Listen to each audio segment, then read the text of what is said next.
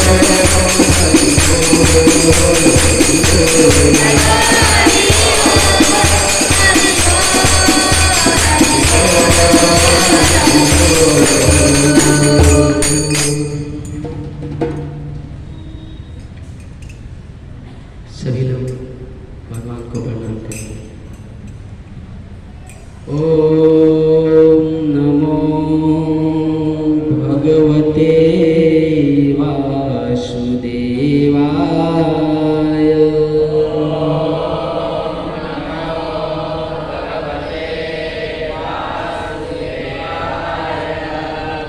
ॐ नमो भगवते वासुदेवाय।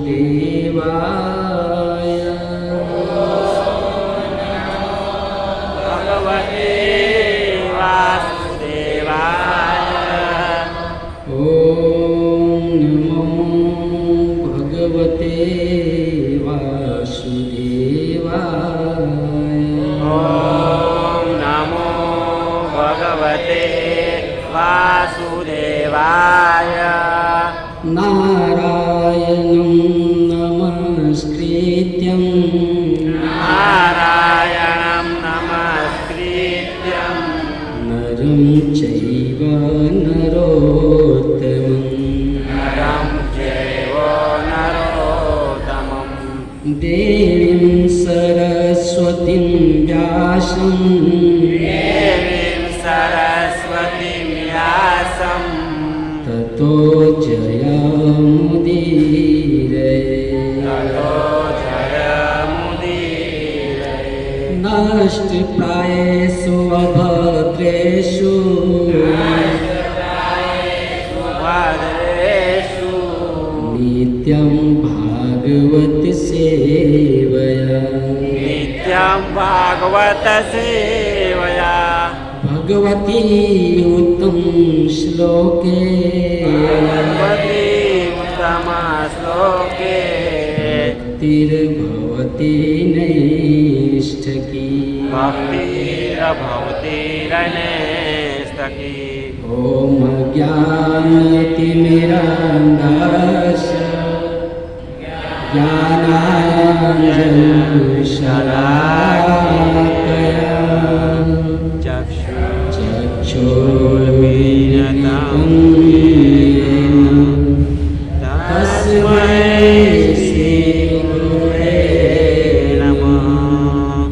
नमः। ॐ विष्णुपादाय कृष्णपृष्ठाय भूतले श्रीमते भक्तिवेदान्त स्वामिनिति नामिने।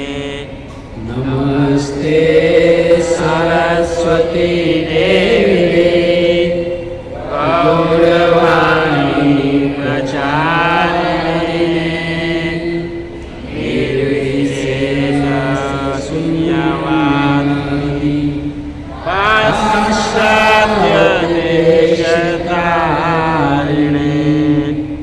जय श्री कृष्ण चैतन्य प्रभु नित्यानंद श्री अद्वैत गदाधर श्रीवासादि गौरभक्तवृंद। हरे कृष्णा हरे कृष्णा कृष्णा कृष्णा हरे हरे हरे राम हरे राम राम राम हरे हरे।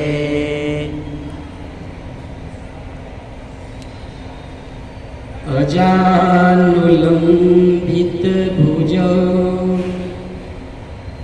कनकावदात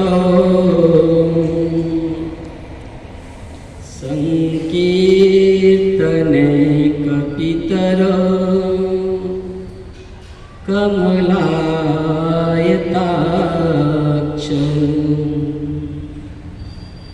विश्वम्भरो द्विजवरो युगधर्मपालो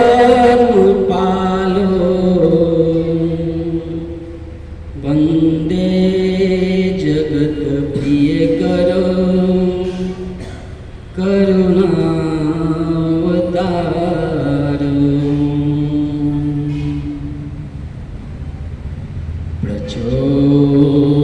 प्रचोदिताये पुरा सरस्वती तन्मता च ससतिं स्मृतिं हृदि स्वलक्षणा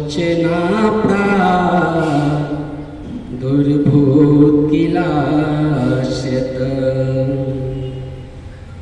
समे ऋषीणां ऋषभ प्रसीदताम् भूतैर्महदधि यैमा पुरो विभु निर्मायसे ते यदमुष पुरुष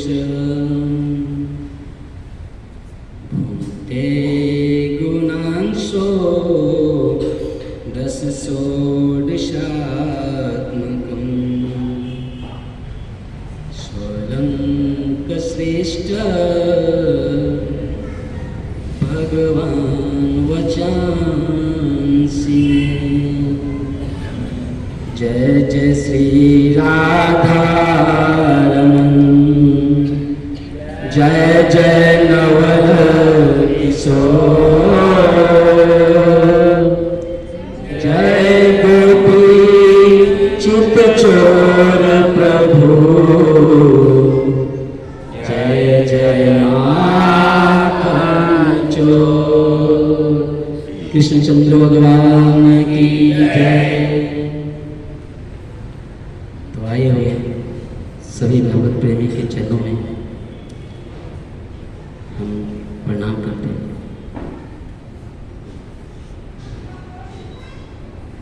यहाँ पर जीवन प्रभु जी और उनके साथ रहने वाले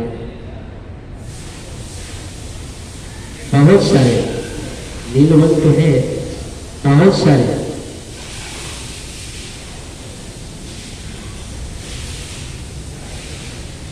ये लोग खासकर नीलवंत प्रभु संडे को मंदिर में मिले, बोले प्रभु जी आपको मैं आकाश पे बैठा दूंगा।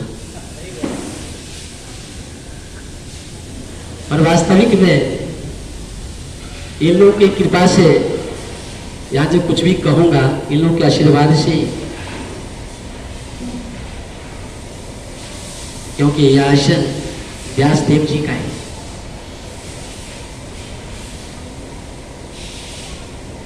तो आप लोग आज्ञा दीजिए और आशीर्वाद दीजिए। यहाँ पर मैं भागवत का श्लोक बोलूँगा और हमारे पीछे सभी लोग दोहराएंगे। भागवत पहला स्कंध 9वां अध्याय श्लोक संख्या 12। जिनके पास है मोबाइल में निकाल लीजिए।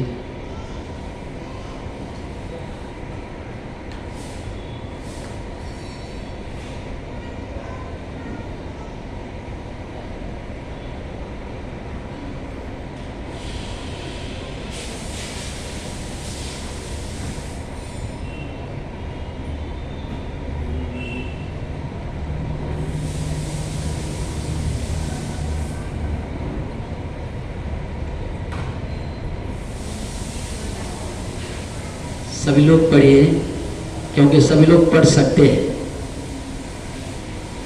मैं आगे आगे कहता हूँ और आप लोग पीछे पीछे एक एक शब्द बाद में हम ठीक से उच्चारण करेंगे। पहले एक एक शब्द तोड़ करके ताकि सभी लोग बोल सके।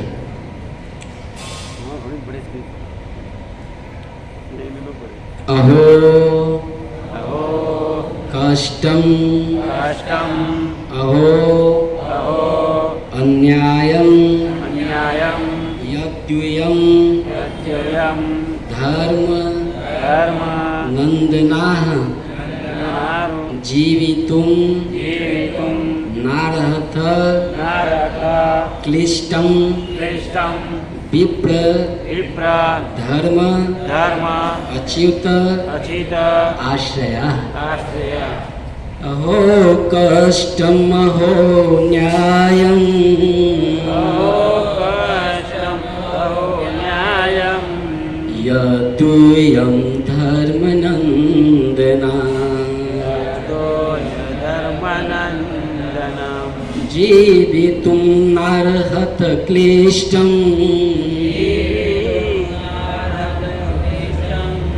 विप्रधर्म अच्युताश्रया। अहो कष्टम् अहो न्यायम् कष्टं अहो न्यायं यदूयं धर्मनन्दना धर्मनन्दनं जीवितुं नार्हत क्लिष्टम् विप्रधर्म अच्युताश्रया। अहो कष्टम् अहो अन्यायम् अहो कष्टं अहो अन्यायं यदूयं धर्मनन्दना जीवितुं नार्हत क्लिष्टम्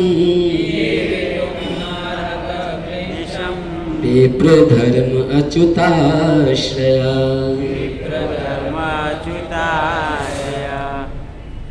अहो कष्टम् अहो अन्यायम् अहो कष्टम् अहो अन्यायम् अदूयं धर्मनन्दनाः यदूयं धर्मनन्दना जीवितुं नार्हत क्लिष्टम् जीवितुं नार्हत क्लिष्टम् विप्रधर्माच्युताश्रया विप्रधर्म अच्युताश्रया। अहो कष्टम् अहो न्यायम् अहो कष्टम् अहो न्यायम् यदीयं धर्मनन्दना जीवितुं नार्हत क्लिष्टम् विप्रधर्माच्युताश्रया। माताजी में से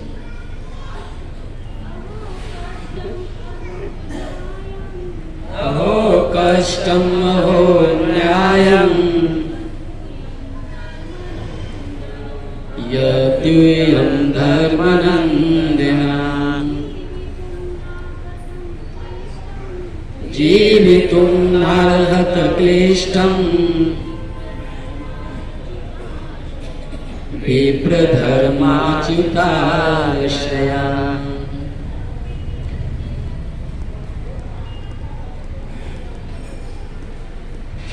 और कोई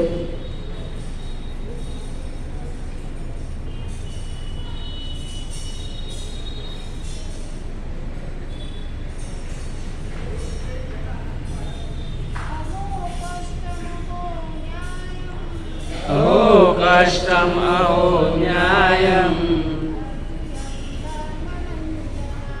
यदूयं धर्मनन्दना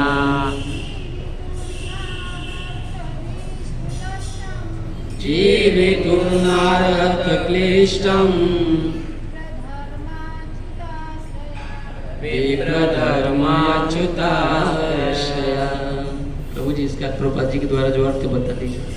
अर्थ शब्दार्थ ये अर्थ अनुवाद अर्थ अर्थ अनुवाद ना अर्थ केवल उनका है ना, हिंदी में अर्थ है देखिए उनका अनुवाद ना अनुवाद के नीचे अर्थ है ना, मतलब तात्पर्य के ऊपर। हाँ वो अनुवाद हुई। भीष्मदेव ने कहा ओह तुम लोगों ने साक्षात धर्म के पुत्र होते हुए भी कितनी यातनाएं तथा कितना अन्याय सहा है। उन कष्टों के अंतर्गत तुम सबको जीवित रहने की आशा न थी, फिर भी ब्राह्मणों, ईश्वर तथा धर्म ने तुम्हारी रक्षा की है। जगत गुरु श्री प्रभुपाद महाराज जी की जय। यहाँ पर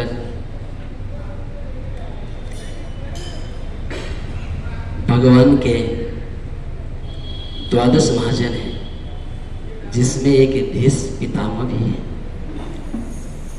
और भीष्म पितामह की स्थिति कैसी है इस समय?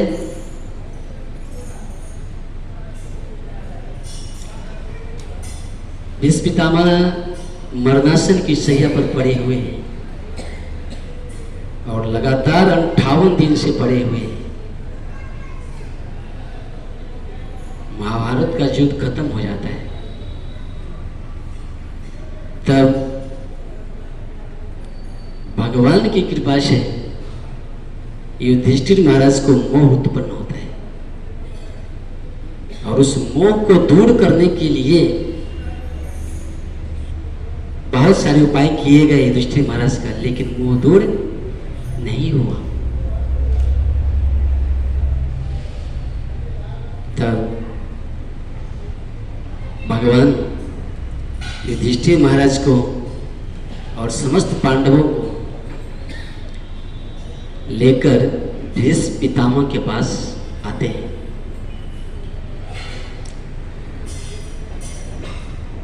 और भीष्म पितामह के पास जब पांचों भाई आए और उनके साथ धौम्य ऋषि और आदि आदि लोग भी थे, और उसमें साक्षात भगवान कृष्ण भी गए थे। आकर भीष्म पितामह सोए हैं, तब समस्त पांडव चरण की ओर गए। यह भी सीख लेना चाहिए कि प्रणाम कैसे किया जाता है। लोग देखता हूं कहीं से भी प्रणाम कर लेते हैं। यहाँ पर भागवत में है कि पांडव लोग जब गए तो चरण के पास गए और चरण के पास जाकर भीष्म पितामह को प्रणाम किए और साथ में भगवान कृष्ण भी उन्हें प्रणाम किए।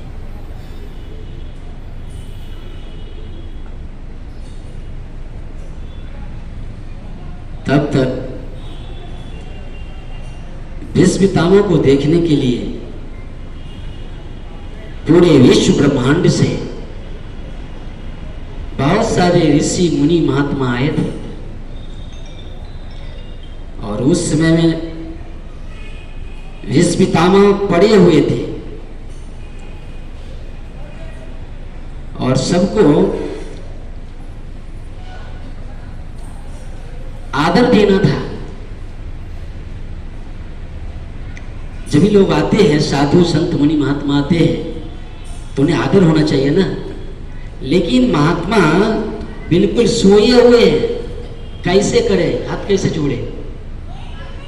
तो कहते देश काल विभाग होता। ऐसी दूसरी घटना यहाँ है। बलि महाराज को जो बांधा गया था, उसमें भी जो आए थे तो हाथ जोड़ के प्रणाम नहीं कर पाए थे।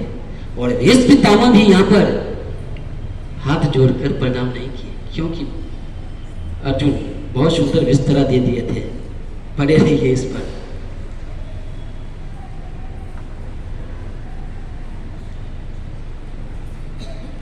जब किसी की ऐसी स्थिति हो तो शब्द के द्वारा ही उन्हें प्रणाम करना चाहिए, आशीर्वाद देना चाहिए, शब्द के द्वारा ही। भीष्म पितामह ने ऐसे ही किया। और जब पांडव के पुत्रों ने, समस्त पांडव जब बैठे उनके चरण में और जब देखे पितामह, तो इतना उनको आनंद हुआ। आनंद के कारण आंखों में अश्रु छलछला गया। अश्रु नीचे नहीं गिरा, छलछला दिया, छलछला गया। जब अश्रु छलछलाता है तो आंखों के ऊपर एक प्रकार से पर्दा हो जाता है और सामने वाले व्यक्ति दिखता नहीं है। देखिएगा ठीक से, कभी कभी हम लोग को जब प्रेम उत्पन्न होता है ना, तो अश्रु जब गिरते, नीचे गिर जाए तो दिखे, लेकिन वह ऐसे कि अश्रु न दिखे पांडव लोग, लेकिन उनकी आंखों में अश्रु रह गए, इसलिए वो ठीक से पांडव को चेहरा ठीक से देख नहीं पाए। और उस समय में पांडव का यह श्लोक है। जब समस्त पांडव लोग आए तब पांडव के सामने भीष्म पितामह कहते हैं अहो। पहला शब्द क्या है? अहो। अहो। अहो क्या मतलब? दुख व्यक्त कर रहे हैं। हो शब्द जो होता है वह दुख व्यक्त करने के लिए कहा जाता है। कष्टम अहो अन्यायम, दो शब्द है। कष्ट और अन्याय दो शब्द है।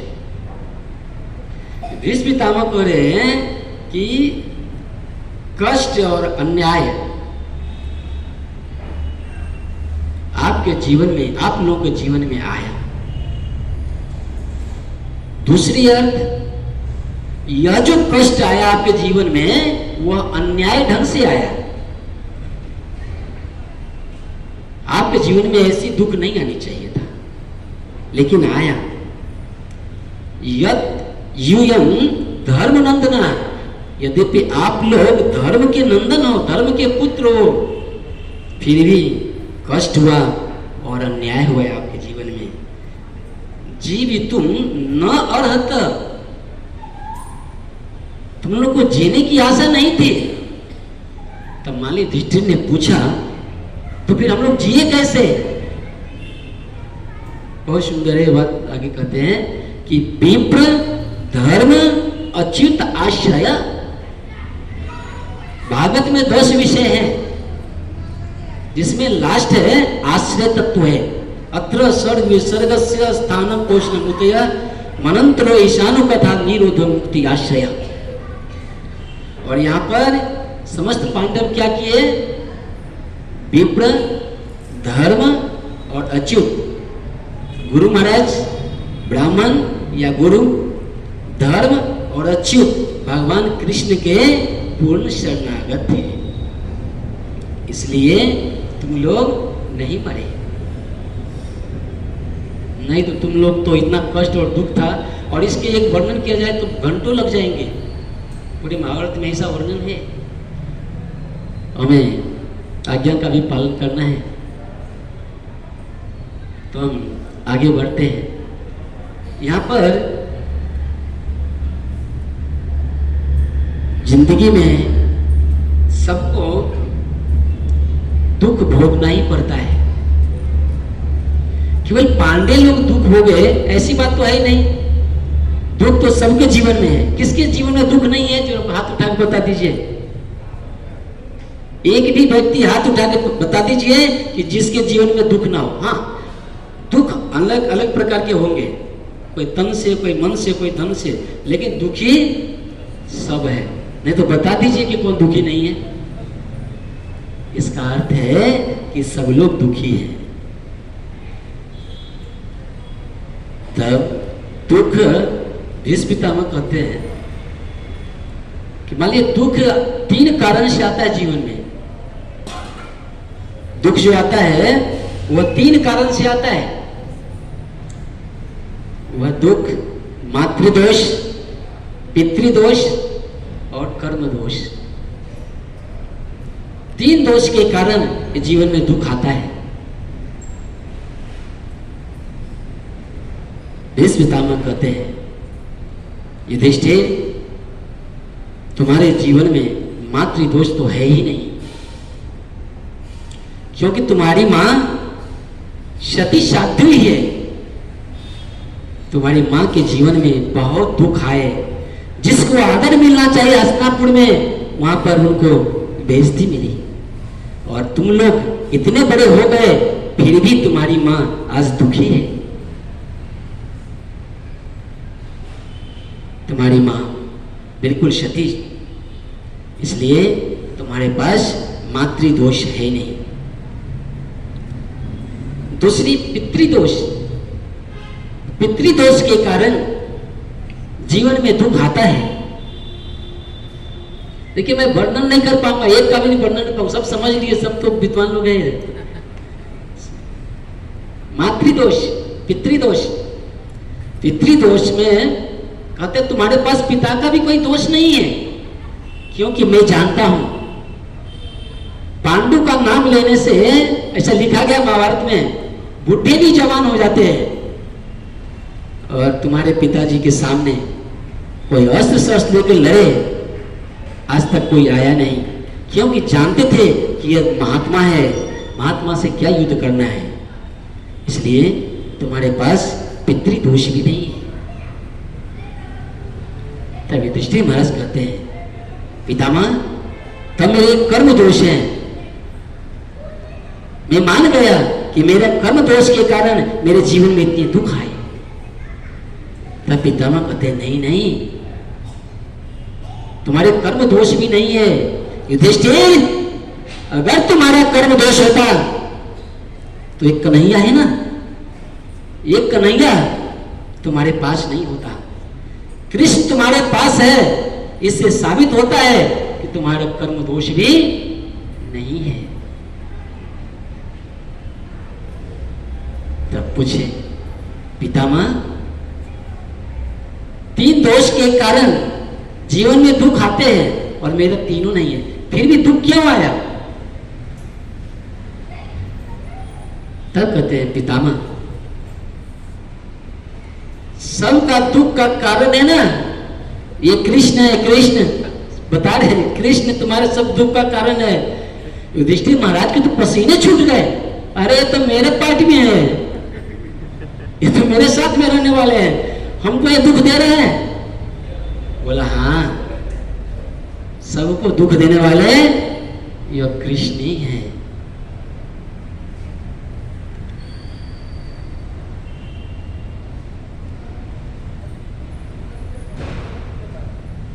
युधिष्ठिर महाराज कहते हैं,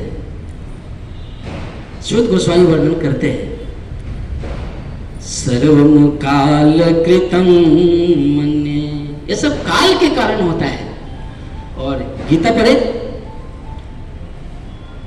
जब महाभारत का युद्ध शुरू हुआ और गीता का उपदेश दे रहे थे भगवान, तो भगवान से अर्जुन ने पूछा, आप कौन है? उन्होंने क्या कहा था? अहम कालोष्मी, मैं काल हूं। और यहां पर तू कौन दे रहे हैं? काल। तो काल के रूप में कृष्ण ही दुख दे रहे हैं और कोई दुख दे नहीं दे रहा है। और यह दुख सबके जीवन में लगा ही है।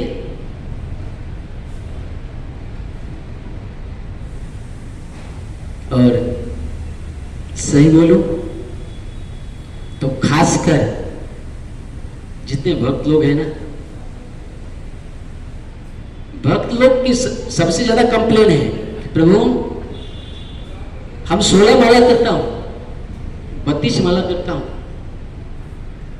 64 माला करता हूं, दूसरे को उपकार करता हूं, तन से, मन से और धन से सबसे उपकार करता हूं, फिर भी मेरे जीवन में दुख क्यों?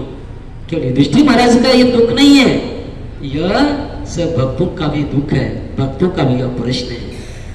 तो भगवान दुख क्यों देते हैं? विचार कीजिए, क्यों देते हैं भगवान दुख?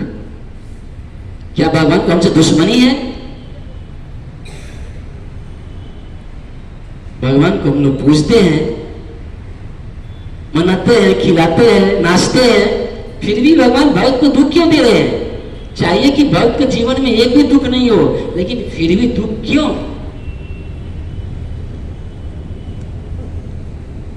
इसका कारण है कि भगवान भक्त पर कृपा करना चाहते हैं। हम सब एक जन्म नहीं, हजारों लाखों जन्म ले चुके हैं हम लोग, पहली बार नहीं आए, और अनेकों जन्म में अनेक पाप किए। भगवान देखते हैं कि अब तो मेरा भजन कर रहा है, यह मुझे अपना मान रहा है, अगर इसे न उद्धार करूं तो मेरा भक्त मुझे क्या कहेगा? इसलिए भगवान क्या करते हैं? भक्तों के जीवन में दुख देना शुरू करते हैं। हमारे बहुत सारे पाप होते हैं। ऐसे भक्त मिले होंगे कि तुरंत 1 2 4 10 20 50 दुश्मन खड़े हो जाते हैं सामने पैसा लेने के लिए, कोई कुछ हो गया तो गाली देने के लिए, शरीर में रोग हो जाता है। भगवान इस प्रकार से अनेकों प्रकार की बीमारी देकर उनके पूर्व जन्म की जो स्वीकृति है और स्वीकृति है उनको भगवान क्या करना चाहते हैं, उनको नष्ट करना चाहते हैं। कभी कभी एक व्यक्ति, मान लीजिए कोई जा रहा है, कोई भक्त जा रहा है यहां से, और भक्त जा रहे हैं मंदिर, विराट मंदिर, जहां भी जा रहे हैं वहां पर, और बीच में 40-50 गुंडे मिल जाते हैं और सब मिलकर भक्त को पकड़ लेते हैं। बोला देख बंदूक है उड़ा दूंगा, एक तलवार लेकर के, एक जैसे भी लाठी, जैसे भी है सब लेकर के एक व्यक्ति को 50 आदमी मिलकर के मारना चाहता है, मार दूंगा। और वो व्यक्ति कैसा है, भगवान का अनन्य भक्त है।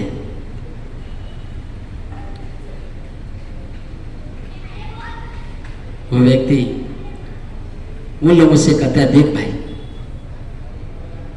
मुझे मरने का भय नहीं है, एक काम करो मैं जाकर भगवान का दर्शन करके आता हूं, तब तो मुझे घेर के मार देना।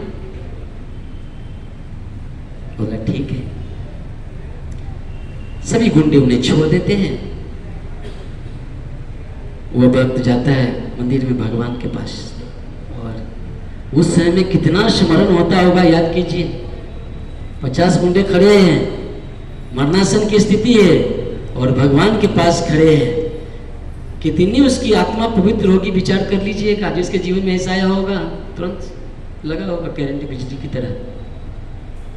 दोनों हाथ जोड़कर भगवान से प्रार्थना करते हैं, प्रभु ये 50-50 गुंडे एक को मारने के लिए मैंने क्या अपराध किया प्रभु। भगवान उनके मन में आते हैं, कहते भक्त अब तुम मेरे हो चुके हो और तुम्हारे पास इन 50 का कर्जा है। अगर तुम्हें मरना तो है, 1 से मरो या 50 से मरो, मरना तो है। मैं चाहता हूं कि 50 तुम्हें एक बार ही मार दे और सबका कर्मबंधन तुम्हारा खत्म हो जाए और तुम मेरे पास आ जाओ। इसलिए 50 गुंडा को मैंने भिड़ाया है, 50 जन तुझे देखना नहीं पड़ेगा। तो भक्तों के जीवन में कभी इतना दुख आता है तो घबराना नहीं चाहिए, याद करना चाहिए कि हमारा ये कर्मों का फल है और भगवान कृपा कर रहे हैं। जब तक भगवान दुख नहीं देते तब तक लोग भगवान की तरफ देखते भी नहीं है। एक राजा था, वह राजा बहुत दान करता था। अपने महल पर से जनता को सोने चांदी अन्न पानी रोज ही देते, और वहां की जनता सब लेकर के चले जाते, खाते पीते ऐश करते। इस प्रकार से वर्षों बीत गए। तब सेठ जी सोचे हमारी प्रजा हमारी तरफ तो एक बार देखता भी नहीं है कि कौन दे रहा है नहीं दे रहा है, कम से कम देखना तो चाहिए। आए और खाकर चल दिए, कभी देखे भी नहीं। देखना तो चाहिए कहां से आ रहा है, इस पर लोग विचार नहीं करते। बस चलो पेट भरा है ना, चलो ना देखा जाएगा। तब भगवान की एक शक्ति है जिसे कहते हैं बहिरंग शक्ति।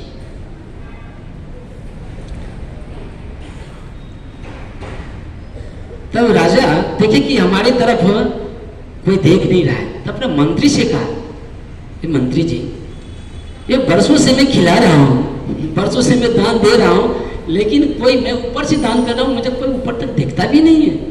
बोला अच्छा, आपको देखे ऐसा काम करो ना। बोला हाँ ऐसा करो ना एक बार।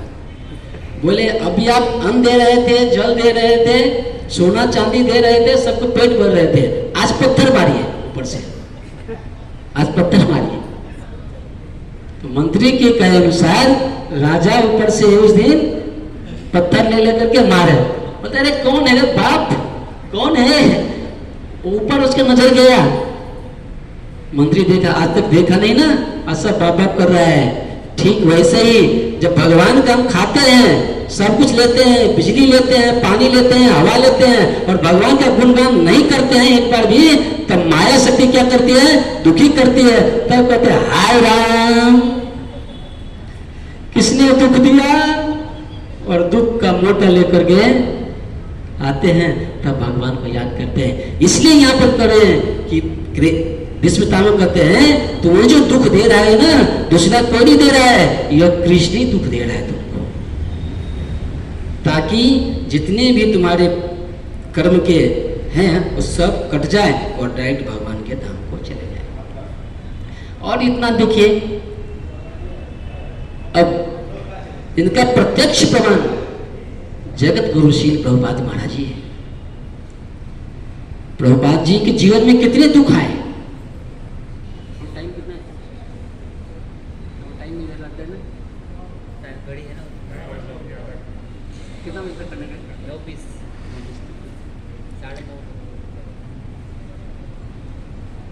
मैं क्या कर रहा था? हाँ, तो प्रभुपाद जी के जीवन में कितना दुख आए।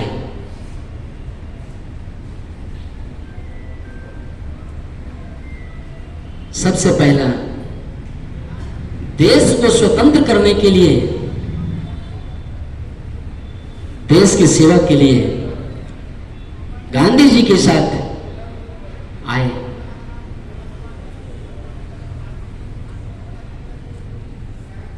कुछ समय के बाद प्रभुपाद जी के जीवन में कोई साधु आए और कहे कि आप भक्ति सिद्धांत सरस्वती महाराज जी से मिलिए। प्रभुपाद जी कहे बहुत साधु से मिल चुका हूं। बोला एक बार केवल मिलिए उनसे। तब प्रभुपाद जी भक्ति सिद्धांत सरस्वती महाराज जी से 1922 में मिले। 1896 में प्रभुपाद जी का जन्म हुआ, आविर्भाव उनका।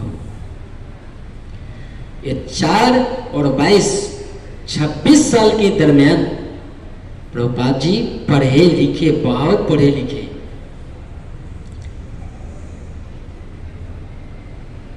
और देश की सेवा की। 1933 में प्रभुपाद जी दीक्षा लिए ना। 1933 में प्रभुपाद जी दीक्षा लिए और भगवान के भजन में लगे। प्रभुपाद जी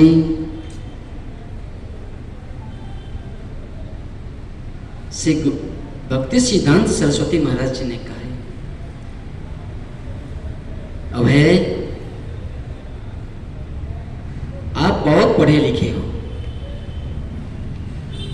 आप अंग्रेजी भाषा में विदेश में प्रचार करो। तब तो क्या हुआ, प्रभुपाद जी को जापान से ऑफर है कि प्रभुपाद जी यहां पर कथा करना है। प्रभुपाद जी के पास पैसे नहीं थे। प्रभुपाद जी बोले मुझे आने जाने का खर्चा तो चाहिए। बोला नहीं, आप अपनी किराए से आइए।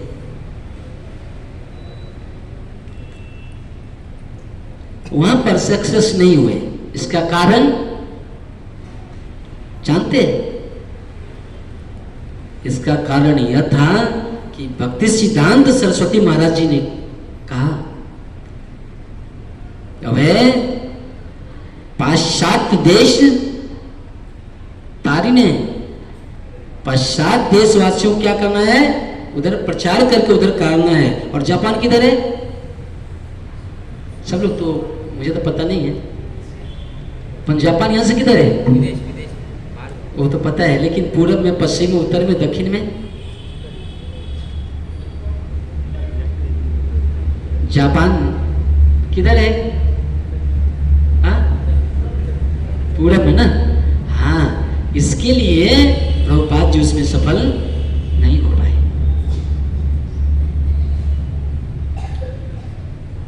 तब गुरु की आज्ञा को मानकर अंत में प्रभुपाद जी विदेश में प्रचार करने के लिए गए और प्रचार करके, ऐसे ही प्रचार नहीं हुआ, अमेरिका में उन्हें बहुत दुख हुआ। सब लोग को इतिहास मालूम है, केवल एक झलक दिखा रहा हूं। बहुत सारे दुख हुए, केवल पांडव कोई दुख नहीं हुआ, हमारे प्रभुपाद महाराज को भी इतना दुख हुआ। रात में प्रभुपाद जी को घर से भगा दे। पढ़िए, प्रभुपाद जी रोड पर खड़े रहते थे। हम कहते हैं गले में कट्टी है तो तुम्हारा एंट्री। प्रभुपाद जी अपना प्रसाद उसमें रखते थे जिसमें, जिसके घर में रहते तो मांस रखता था। विचार कीजिए कितने शान किए प्रभुपाद जी।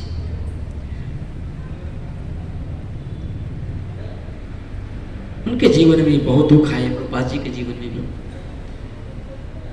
और प्रभुपाद जी प्रचार करने के पहले बताऊं थोड़ा सा, प्रभुपाद जी विचार कर रहे थे, पहले धन कमाऊंगा, धन कमा के खुद भी प्रचार करूंगा और ऐसे प्रचारकों को पैसा भी दूंगा ताकि अच्छे से प्रचार करें। प्रभुपाद जी अपनी सारी जमीन जवाब बेच दिए और बेचकर एक लाइसेंस बनाए, एक कागज, दवाई का प्रोजेक्ट, दवाई के फैक्ट्री खोलने के लिए बना लिए।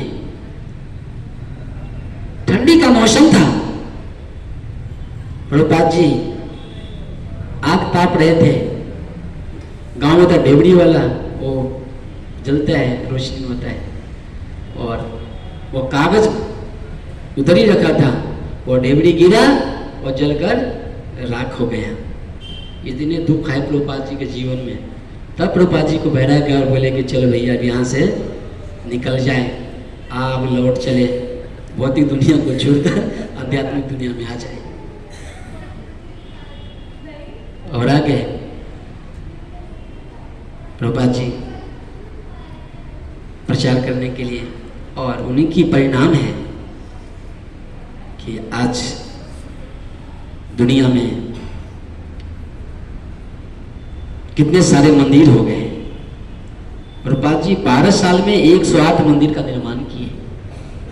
12 साल में एक मंदिर का भी निर्माण नहीं हो पाता है। प्रभुपाद जी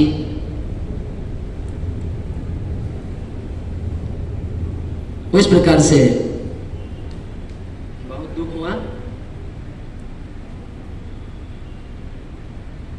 कोई कोई प्रचारक अभी जाते हैं और प्रचार करते करते कहते हैं कि यहाँ पर कथा हो रही है, जाइए और कथा में जाकर बैठिए, सुनिए कथा में। यह भी कह देना भी यह एक प्रचार है।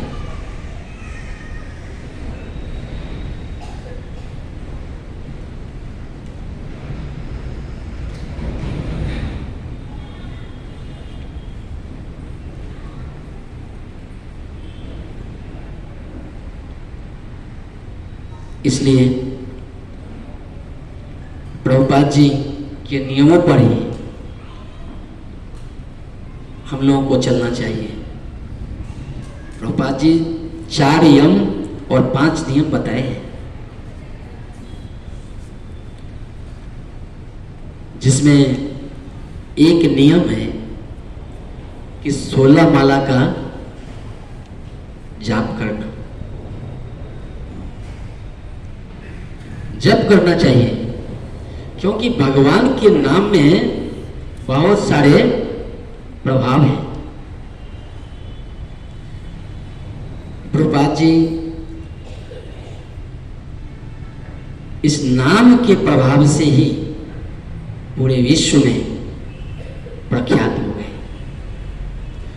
इसलिए हमारे जितने भी भक्त आते हैं यहाँ पर, सभी से मैं प्रार्थना करता हूँ कि प्रभुपाद जी के हृदय में यह इच्छा थी कि बड़े बड़े मंदिर बने और उस मंदिर में आकर भगवान का लोग दर्शन करें। तो आप सभी से प्रार्थना करता हूँ, नए हो या पुराने, सभी लोग समय मिले तो रोज जाइए, अगर समय नहीं मिले तो जैसे जैसे समय मिले वैसे जाइए, और नहीं तो संडे को तो रजा रहता है ना अब माता जी, संडे को रजा रहता है ना, तो आपके बाजू में जितने भी हैं लोग, जितने नए हैं, नए को भी कुछ फायदा मिलना चाहिए ना। जब मंदिर में जाएंगे तो पहला प्रभुपाद जी की कृपा मिलेगी। प्रभुपाद जी ने मंदिर इसके लिए बनाए। दूसरा, वहां पर जाएंगे तो बहुत सुंदर साधु का दर्शन होगा, और जब साधु का दर्शन होगा तब वह साधुओं की कृपा से मंदिर में जाएंगे और मंदिर का दर्शन होगा। और वहां पर जाएंगे तो आज कितना कितना पैसा देकर जिम में जाते हैं ना, याहू याहू करते हैं ना, जाके उसी का पैसा लेते हैं, हजारों हजार में लेते हैं। और हमारे याहू याहू केवल फोकट में होता है, तो उधर जाके कीजिए ना मंदिर में, कोई शर्म नहीं है। और भगवान की कथा में जाते हैं तो सही कहूं ना, जो घूंघट होता है ना वो निकालना ही नहीं चाहिए। क्या बोलते हैं उसको जी, निकालना बोलता है क्या? हाँ निकालते हैं ना, हाँ तो घूंघट नहीं निकालना चाहिए। किससे घूंघट निकालेंगे? यही घूंघट निकालने के कारण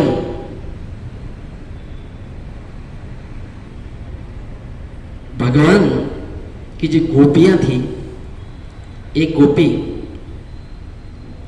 भगवान से बात नहीं की और अंत में उनकी मां ने सिखाई थी, ऐसा एक अलग कथा है, उनकी मां ने सिखाई थी कि तुम उनसे बातें मत करना, उनसे नजर मत मिलाना, और मां की आज्ञा का पालन करके, ऐसी कोई मां का अगर आज्ञा का पालन करेंगे तो ऐसा मत कीजिएगा। इसलिए बता रहा हूं मैं, केवल टेलर बता रहा हूं। गोपी मां की आज्ञा का पालन की, इसलिए भगवान से दूर रहा। और अंत में जब गोवर्धन को उठाए तो वह जाती कहां, फिर वह गोपी आई और देखी दूर से ही, तुमको देख करके मुग्ध हो गई, और जब अंत में वो शरीर छोड़ी तब वही मीराबाई के रूप में आई। वही है मीराबाई। बहुत सुंदर कथा है इसका। घूंघट मत निकालिए भगवान के सामने, भगवान के सामने अपना प्रेम निकालिए, प्रेम हृदय। भगवान देखते हैं सबकी, और भगवान के पवित्र नाम का जप कीजिए। वह महामंत्र क्या है आप लोग बोलिए जरा। हरे कृष्णा कृष्णा कृष्णा हरे हरे, हरे राम राम राम हरे हरे। भगवान का पवित्र नाम लीजिए। जब भगवान श्री राम मैया शबरी के आश्रम में गए तो वहां पर 9 प्रकार की भक्ति बताए, जिसमें पंचम भक्ति क्या है? पंचम भक्ति क्या है? वो स्वामी जी कहते हैं, मंत्र जाप मम दृढ़ विश्वासा, पंचम भजन वेद प्रकाशा। ये मंत्र का जाप करो। मंत्र जाप क्या है? हरे कृष्णा कृष्णा कृष्णा हरे हरे, हरे राम राम राम हरे हरे। लेकिन कैसे करना है? विश्वास के साथ कि अवश्य रसवे कृष्ण। इस विश्वास के साथ ये महामंत्र जपना चाहिए। और हम लोग सुबह मंगलारती में कभी कोई जाते हैं, कोई बाई चांस जाते हैं, कोई नहीं जाते हैं, ठीक है। तो घर पर चैतन्य महाप्रभु का अष्टकम है, वो लोग कितने लोग आते हैं?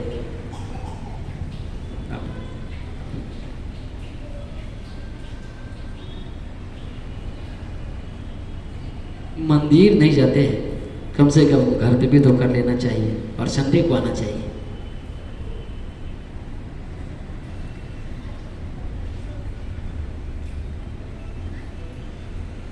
हम लोग गाते हैं, एक बार आइए तो आनंद आवे ना। एक बार तो सब लोग आइए कम से कम, देखिए कितना आनंद आता है। मंगल नामी है, मंगल हो जाएगा, जाते जाते पूरा मंगल हो जाएगा। भगवान में श्रद्धा हो जाएगी, विश्वास हो जाएगा और भगवान के धाम अंत में जाएंगे। चैतन्य महाप्रभु कहते हैं, नाम नाम कार्य बहुधा। बोलिए, आप लोग बोलिए, मैं सुनता हूँ। नाम नाम कार्य बहुधा निज सर्वशक्ति, तत्रार्पिता नियमितः स्मरणेन कालः, एतां प्रति तव कृपा भगवन् ममापि, दुर्दैवमी दशमिहा जननानुराग। बस इतना ही। नाम नाम कार्य बहुधा निज सर्वशक्ति। भगवान के नाम में सारी शक्ति अर्पित कर दी गई है। भगवान के नाम में बहुत सारी शक्ति है। हम लोग जपते हैं नाम की महिमा। तो यहां पर चैतन्य महाप्रभु, प्रभु जी, भगवान के भक्त, मंदिर, चैतन्य महाप्रभु, अभी उनकी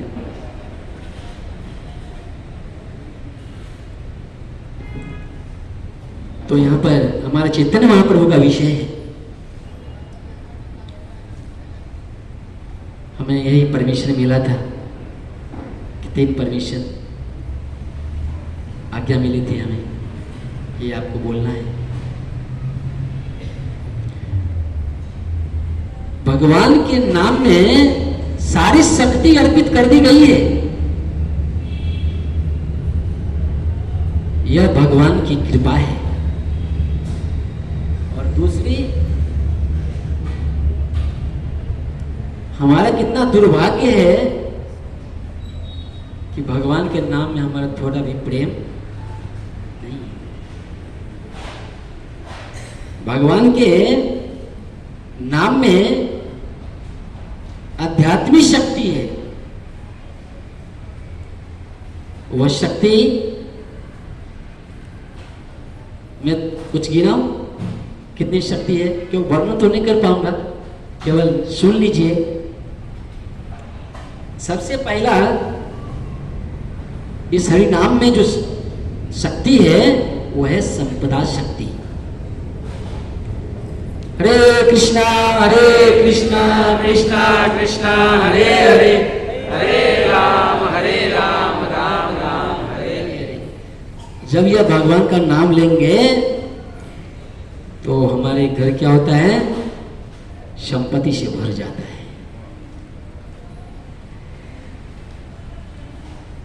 संपदा शक्ति। एक बार एक व्यक्ति भगवान शिव जी का भोलेनाथ बैठे सो गए।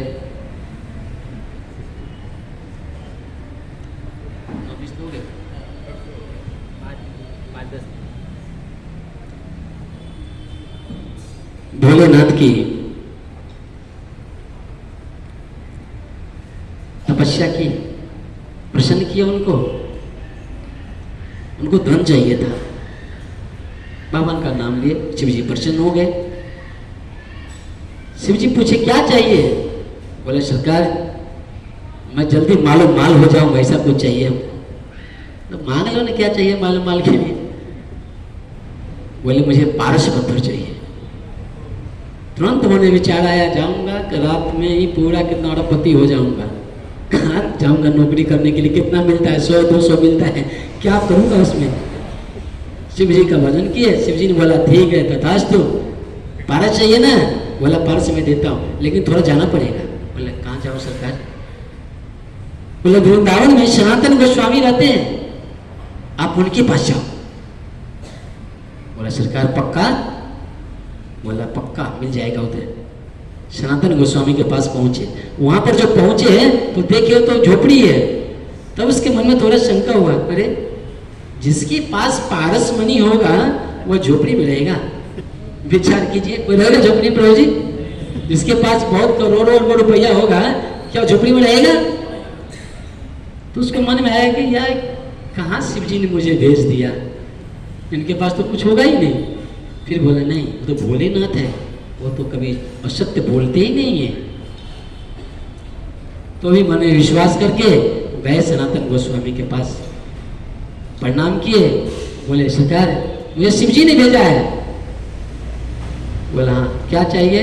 बोला मुझे आपके पास पारस मणि है? बोला हाँ है। बोला हमको दे दीजिए। बोले जा उसमें एक कचरे पेटी में था, कचरे पेटी में डाल दिया था उधर। बोला उस कचरे पेटी में, तो उसको निकाले, उसमें से देखी वास्तविक में वो चमक रहा है पारस मणि। ये भी पारस है या नहीं है? बोले अभी बाजू में क्या उनको पत्थर मिल गया, लोखन क्या बोलते लोखन ना, लोखन मिल गया, वो टच किए तो सोना हो गया। बोला तो नाचने लगे, रे वाह अब तो मुझे मिल गया सब। तब कुछ दूर गया तो उनके मन में आया, जिनके पास इतनी कीमती चीज धूल में पड़ा है तो इसका अर्थ है इनके पास और भी कोई महंगा चीज है। हा? पूरा मार के लेके जाऊंगा। गए, बोले सरकार ये क्या हो गया? हरे कृष्णा कृष्णा कृष्णा हरे हरे, हरे राम राम राम। जी प्रभु जी माफ कीजिए, मैं देखा ही नहीं आपको। तो वहां पर सनातन गोस्वामी बोले इससे कीमती चाहिए तो इसे आप फेंक दो, जमुना जी में फेंक दो। बोला बेटा तू जो संपत्ति लेके जा रहे हो यह तो तुम्हें भौतिक सुख मिलेगा, जो अंततः तुम्हें नरक का ही कारण होगा। लेकिन अब जो तुझे दूंगा वह आध्यात्मिक सुख है। इस धन से तुम लक्ष्मीपति, राधापति, कृष्ण को खरीद लोगे। ऐसी धन है। और धन क्या है? हरे कृष्णा कृष्णा कृष्णा हरे हरे, हरे राम राम राम हरे हरे। और इस प्रकार से वो भगवान के भक्त हो गए। दूसरा, नाम में जो शक्ति है भुवन पावनी शक्ति है, पूरे पृथ्वी को पवित्र करने की शक्ति है यह महामंत्र में। यह अगर कोई व्यक्ति इस महामंत्र को लेता है तो वह व्यक्ति जहां भी जाता है उस जगह को पवित्र कर देता है। इसका बहुत प्रमाण है, अपने प्रभुपाद जी ने बड़े बड़े जहां पर कत्ल किया जाता था वो जमीन को खरीद कर आज वहां पर भगवान का मंदिर बनाया जा रहा है। क्यों? क्योंकि साधु ने इतनी भगवान का नाम लिया। तो यह दूसरी शक्ति है नाम की। तीसरी, सर्वव्याधि, जितने भी प्रकार की रोग है उन रोगों को नाश करने की शक्ति है इस महामंत्र में। अगर किसी को रोग हुआ है तो ऐसा नहीं कि दवाई मत खाइए, दवाई खाइए, लेकिन महामंत्र बोल करके अगर लेंगे तो जो 6 महीने में ठीक होने वाला है वह 10 दिन में ही ठीक हो जाएगा। और इसका प्रत्यक्ष प्रमाण महात्मा गांधी जी है। महात्मा गांधी जी की मां बीमार थी, उस समय डॉक्टर ने कहा केवल 24 घंटा आपकी मां रहेगी। गांधी जी ने बोला ठीक है। गांधी उस समय बाहर थे, गांधी जी आए और महामंत्र का वो तो गाते थे, रघुपति राघव राजा राम पतित पावन सीताराम। और ये महामंत्र गाते गाते उनकी मां 6 साल 72 महीना तक जीवित रही। यह है नाम की महिमा।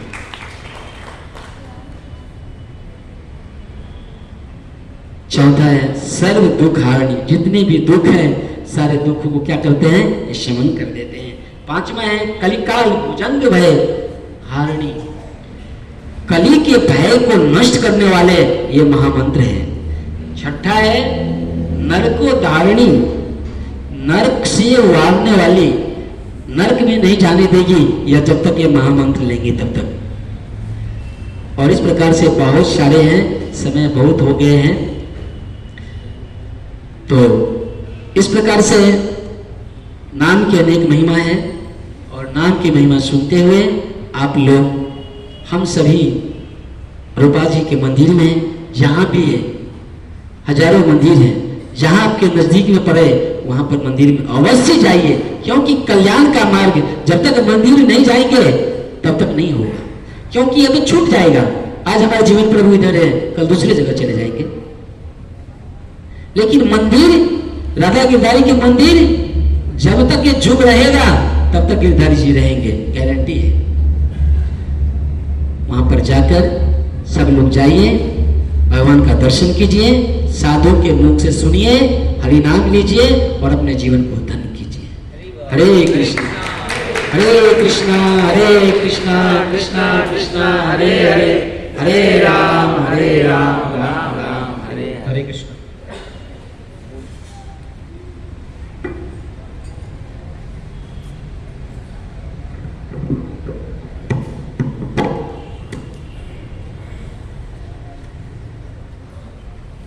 हरे कृष्णा कृष्णा कृष्णा हरे हरे, हरे राम राम राम हरे।